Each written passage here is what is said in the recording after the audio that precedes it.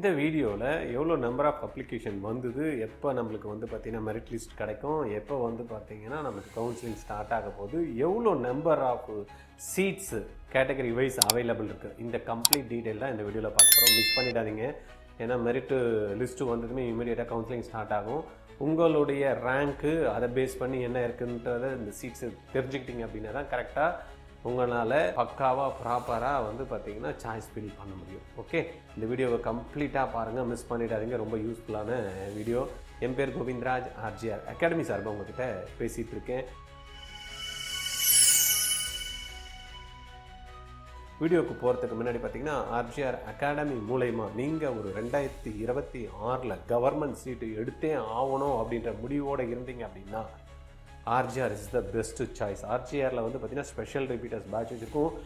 குழந்தைங்களுக்கு என்ன படித்தா அந்த கவர்மெண்ட் சீட் கிடைக்குமோ அதை அவங்களுக்கு சொல்லி கொடுத்து ப்ராக்டிஸ் பண்ண வச்சு, டெஸ்ட்டு வச்சு, அவங்களுக்கு என்னெல்லாம் தெரியலையோ புரிய வச்சு, டவுட்ஸை கிளியர் பண்ணி, எழுதக்கூடிய டெஸ்ட்டில் வந்து பார்த்திங்கன்னா அவங்க எங்கெல்லாம் மிஸ்டேக் பண்ணுறாங்களோ ஐடென்டிஃபை பண்ணி அதை ரெக்டிஃபை பண்ணி பக்காவாக வந்து மார்க் எடுக்கிறதுக்கு வந்து ஒர்க் பண்ணிகிட்ருக்கோம். இந்த ஸ்பெஷல் பேட்சில் 20 ஸ்டூடெண்ட் தான். Few seats available in our Chennai Anna Nagar centre. உங்களுக்கு ஐடியா இருக்குது அப்படின்னா இம்மிடியட்டாக நீங்கள் கால் பண்ண வேண்டிய நம்பர் 869551 86953. நீங்கள் அடுத்தது ஒரி இல்லாமல் சந்தோஷமாக நீங்கள் வந்து பார்த்திங்கன்னா ஜாலியாக இருக்கலாம். ஏன்னா உங்களுக்கு கவர்மெண்ட் சீட்டு எடுத்து கொடுக்குறோம், இல்லைன்னா நீங்கள் கட்டக்கூடிய ஃபீஸை ரீஃபண்ட் பண்ணுறோம் 100% அப்படின்ற உத்தரவாதத்தோடு அந்த பேட்ச் வந்து செயல்படுது. ஓகே, நம்ம இன்றைக்கி பார்க்கக்கூடிய விஷயம் என்ன அப்படின்னா, நேற்று வந்து பார்த்திங்கன்னா சுகாதாரத்துறை அமைச்சர் நம்ம எல்லாருக்குமே தெரியும், மாண்புமிகு சுப்பிரமணியம் அவர்கள், மாசு அப்படின்னு சொல்கிறாங்க இல்லையா, அவர் பத்திரிகையாளர்களை சந்தித்தார். கிட்டத்தட்ட 72,743 அப்ளிகேஷன்ஸ் வந்து இது வரைக்கும் வந்திருக்கிறதா அவங்க வந்து தகவல் கொடுத்தாங்க. ப்ளஸ் வந்து சான்றிதழ் வந்து இப்போ சரிபார்ப்பு பணி நடைபெற்று அதில் வந்து பார்த்திங்கன்னா சில ஃபேக்காக வந்து பார்த்திங்கன்னா கேண்டிடேட்ஸ் வந்து சர்டிஃபிகேட்ஸை கொடுத்துருக்காங்க அப்படின்னு 20 பேருக்கு வந்து பார்த்திங்கன்னா தகுதி நீக்கம் செஞ்சுருக்காங்க.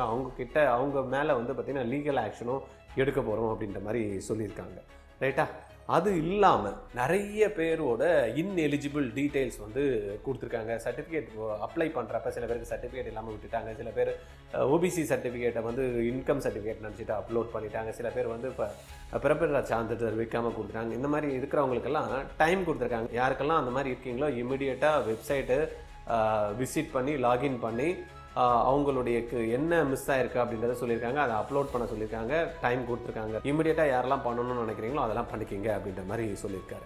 இதெல்லாம் சரிபார்ப்பு நடந்து முடிஞ்சவங்க ஸ்போர்ட்ஸுக்காக 16, 17, 18 ஒன்று நடக்குது சர்டிஃபிகேட் சரிபார்ப்பு.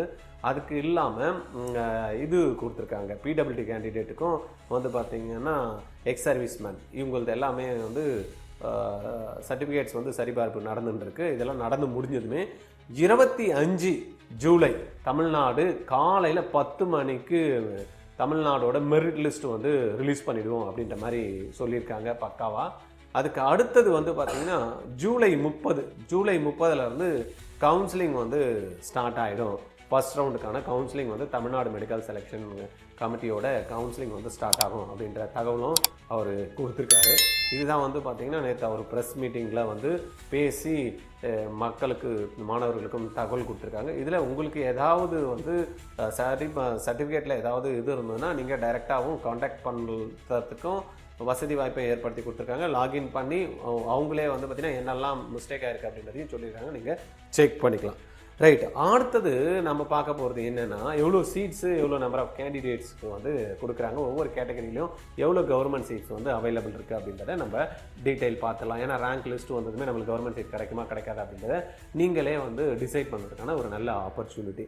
ஓகே, அடுத்தது வந்து பார்த்திங்கன்னா இந்த டீட்டெயில் சொல்கிறதுக்கு முன்னாடி RGR வந்து பார்த்திங்கன்னா சென்னையில் ரொம்ப பிரம்மாண்டமாக செயல்பட்டு special repeaters batch government seat வாங்கி கொடுத்தே ஆகணும் அப்படின்ற ஒரு தீர்மானத்தோட இந்த ப்ரோக்ராம்ஸ் வந்து நடந்துட்டுருக்கு. நீங்கள் அடுத்த 2026 கவர்மெண்ட் சீட்டு தான் எடுத்து ஆகணும் அப்படின்னு ஒத்த காலில் நிற்கிற ஆளாக இருந்தீங்க அப்படின்னா RGRோட special repeaters batch it's a wonderful choice for you. ஏன்னா dedicated teachers, wonderful super materials, then வந்து பார்த்திங்கன்னா அருமையான ஷெடியூலிங்கு, பசங்களுக்கு காலையில் மத்தியானம் நைட்டும் வந்து பார்த்திங்கன்னா இங்கேயே தங்கி ஃபுட்டும் வந்து பார்த்திங்கன்னா அருமையான ஃபுட்டும் கொடுத்து குழந்தைங்களுக்கு எந்த விதமான கஷ்டமும் இல்லாமல் அழகாக சொல்லி கொடுத்து புரிய வச்சு டவுட்ஸை கிளியர் பண்ணி ப்ராக்டிஸ் கொடுத்து எக்ஸாம்ஸில் வந்து பார்த்திங்கன்னா என்ன மிஸ்டேக் பண்ணுறாங்க ஐடென்டிஃபை பண்ணி அது நெக்ஸ்ட் டைம் நடக்காத மாதிரி அவங்களுக்கு சொல்லி கொடுத்து ஒரு நல்ல கிளாரிட்டியோடு இந்த கிளாஸ் நடந்துட்டுருக்கு. உங்கள் குழந்தை கவர்மெண்ட் சீட்டு வாங்கணும் அப்படின்ற எண்ணம் உங்களுக்கு இருந்தது, எடுத்தே ஆகணும் அப்படின்ற தீர்மானத்தோடு நீங்கள் இருக்கீங்க அப்படின்னா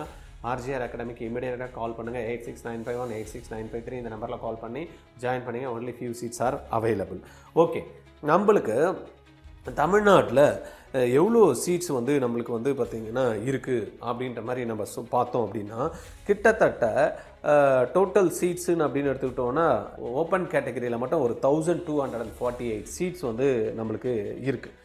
அதே போல் பிசி கேட்டகரியோட சீட்ஸ் ஏன்னா நம்மளுக்கு ஸ்ப்ளிட் அப் வந்து பார்த்திங்கன்னா 31% ஓப்பன் கேட்டகரி, 26.5% வந்து பிசி கேட்டகரி, தென் வந்து பார்த்திங்கன்னா பிசிஎம் 3.5 உள்ளொதுக்கீடு இருக்குது, தென் வந்து 20% வந்து பார்த்திங்கன்னா எம்பிசிக்கு, எஸ்சிக்கு வந்து பார்த்திங்கன்னா 15% உள்ளொதுக்கீடு, 3% வந்து பார்த்திங்கன்னா SCAக்கு, தென் வந்து 1%ன்றது வந்து பார்த்திங்கன்னா எஸ்டி கம்யூனிட்டி. இதை பேஸ் பண்ணி தான் வந்து பார்த்திங்கன்னா ரிசர்வேஷன் பேஸ் பண்ணி தான் சீட்ஸ் வந்து அலாட் பண்ணுறாங்க. இருக்கிற சீட்டில் 92.5%ல் எவ்வளோ சீட்ஸ் வந்து அலாட்மெண்ட்டுக்கு இருக்குது அப்படின்றத மட்டும் நான் உங்களுக்கு சொல்கிறேன்.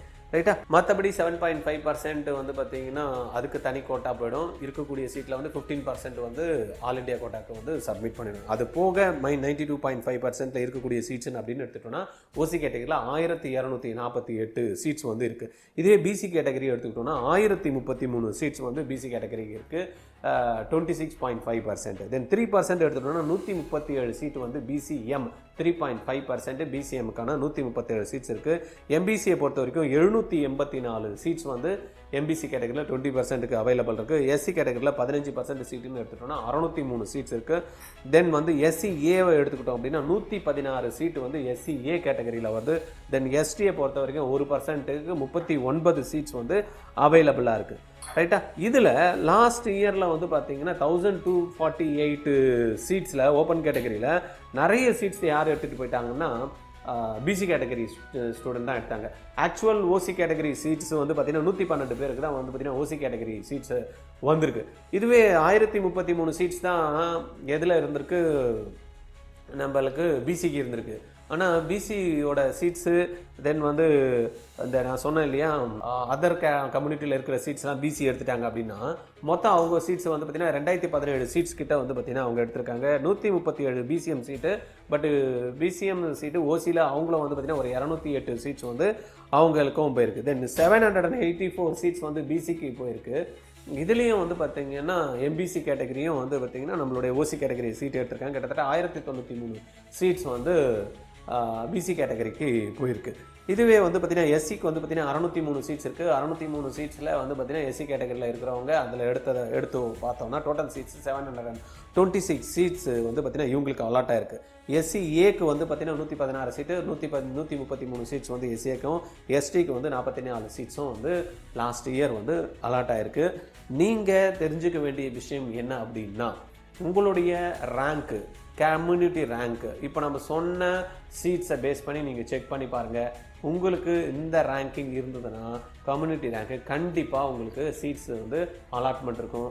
அப்போ நீங்கள் பண்ண வேண்டியது என்னென்னா தமிழ்நாடு மெரிட் லிஸ்ட் வந்ததுமே உங்களுக்கு 100% கவர்மெண்ட் சீட்டு தான் கிடைக்கணும் அப்படின்ற மாதிரி நீங்கள் இருந்தீங்க அப்படின்னா இந்த ரேங்க்குள்ளே கம்யூனிட்டி ரேங்க்குள்ளே நான் சொன்னேன் இல்லையா 2017 பிசி, 208 வந்து பார்த்தீங்கன்னா பிசிஎம், 1093 வந்து எம்பிசி, தென் வந்து 726 எஸ்சி, SCA 133, 44 வந்து பார்த்தீங்கன்னா எஸ்டி. இந்த ரேங்க்குள்ளே கம்யூனிட்டி ரேங்க் இருந்தால் கண்டிப்பாக உங்களுக்கு வந்து பார்த்தீங்கன்னா கவர்மெண்ட் சீட்டு கிடைக்கும் அப்படின்ற மாதிரி தைரியமாக நீங்கள் இருக்கலாம். வெயிட் பண்ணி பார்க்கலாம். 25ஆம் தேதி இவ்வளோ நாள் வெயிட் பண்ணிடணும்ல, எதுக்கோ வெயிட் பண்ணணும், இதை பண்ண முடியாதா அப்படின்ற மாதிரி வெயிட் பண்ணி பார்க்கலாம். ரெண்டாவது வந்து இந்த குறிப்பிட்ட நாளில் 30ஆம் தேதி வந்து கவுன்சிலிங் ஸ்டார்ட் ஆகிடுமா, ஆல் இண்டியா கவுன்சிலிங் 20ஆம் தேதி ஸ்டார்ட் ஆகிடுமா அப்படின்னா எம்பி கேஸ் வந்து பார்த்திங்கன்னா திருப்பியும் வந்து மேல்முறையீடுக்காக சுப்ரீம் கோர்ட்டில் போயிருக்கு.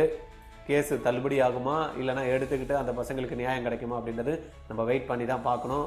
நீங்கள் என்ன நினைக்கிறீங்க? எம்பி கேஸ் வந்து தள்ளுபடி ஆகிடும்னு நினைக்கிறீங்களா இல்லைன்னா கவுன்சிலிங் தள்ளி போகணும்னு நினைக்கிறீங்களா? கீழே உங்களுடைய கருத்துக்களை வந்து கமெண்ட்டில் கொடுங்க. இந்த வீடியோவை யாரெல்லாம் பார்த்துட்டு இருக்கீங்களோ உங்கள் ஃப்ரெண்ட்ஸு, நெய்பர்ஸு, ரிலேஷன்ஸு யாரெல்லாம் உங்களுக்கு தெரிஞ்சு மெடிக்கல் அப்ளிகேஷன் போட்டிருக்காங்களோ அவங்களுக்கு எல்லாத்தையுமே ஃபார்வர்ட் பண்ணி விட்டுட்டிங்கன்னா அவங்களுக்கு ஒரு கம்ப்ளீட் ஒரு ஐடியா கிடைக்கிறதுக்கான வாய்ப்புகள் இருக்கும். அதுக்கப்புறம் சப்ஸ்கிரைப் பண்ணாமல் நிறைய பேர் பார்த்துட்டு இருக்கீங்க, சப்ஸ்கிரைப் பண்ணிவிடுங்க. நிறைய பேருக்கு நான் சொன்ன மாதிரி ஷேர் பண்ணிவிடுங்க. ஒரு லைக் பட்டனையும் கிளிக் பண்ணி விட்ருங்க. Okay, thank you.